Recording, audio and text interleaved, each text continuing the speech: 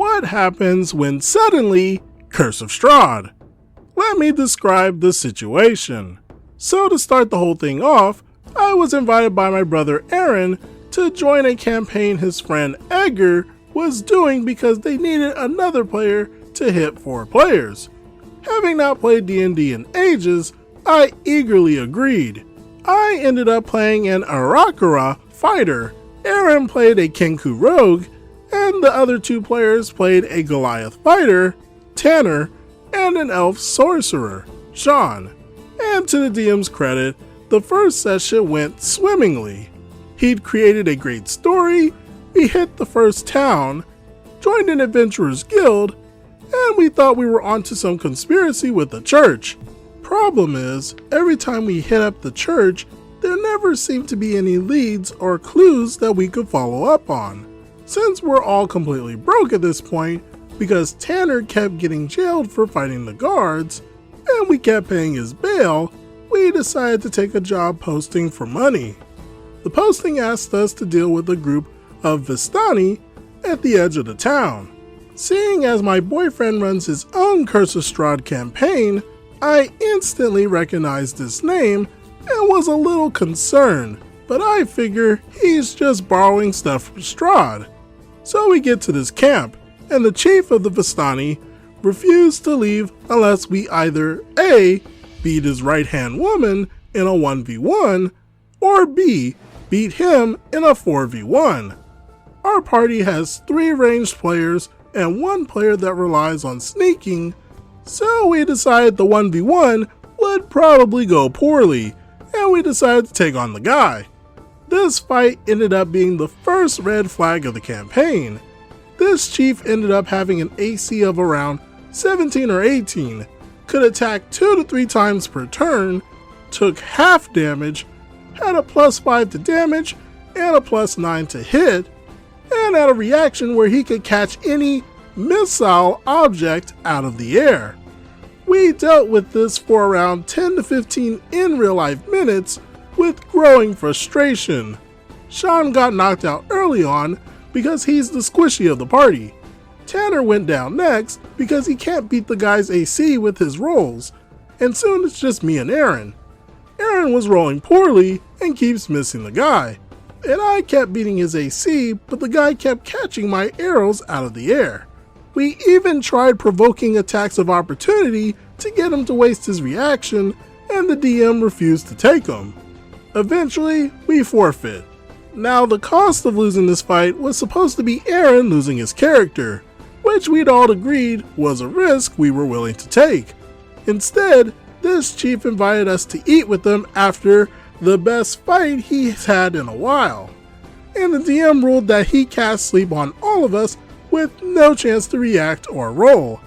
As for Sean's elf, he said that he got knocked out from a blow to the head with again no chance to react.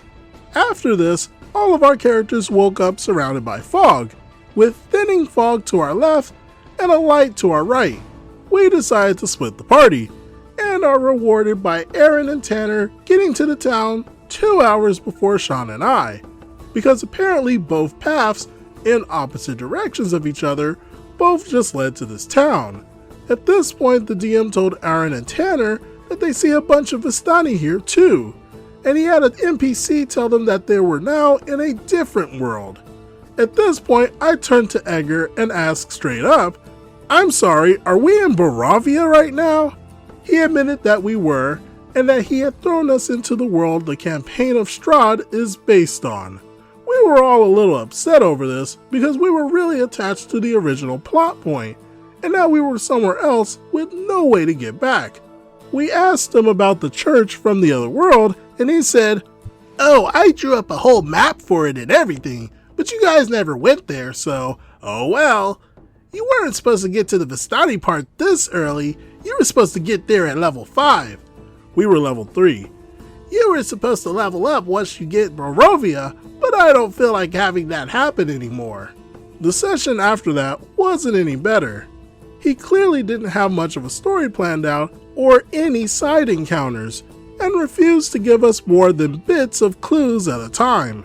At one point, we wasted around 15 in real life minutes wandering around a forest looking for clues and finding nothing. We felt railroaded into doing the main plot point, when we eventually figured it out, because our attempts to find other things to do always resulted in redirection to the main plot, or just nothing at all.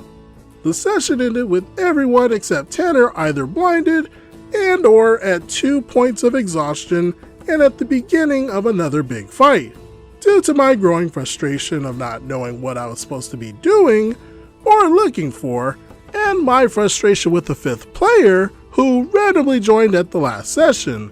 He only wanted to participate in battles, no story, and rolled without calling it out what it was for, or that he even wanted to roll.